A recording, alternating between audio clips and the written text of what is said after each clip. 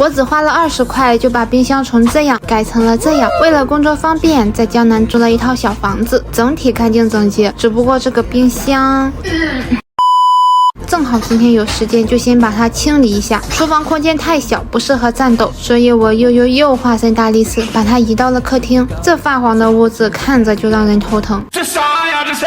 事不宜迟，开始干吧。冰箱里面的隔板拿下来。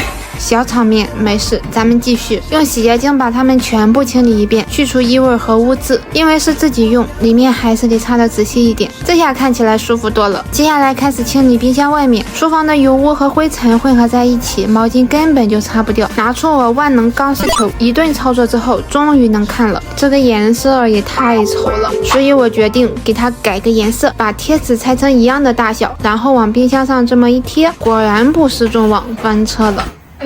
关坏了，看看这褶皱。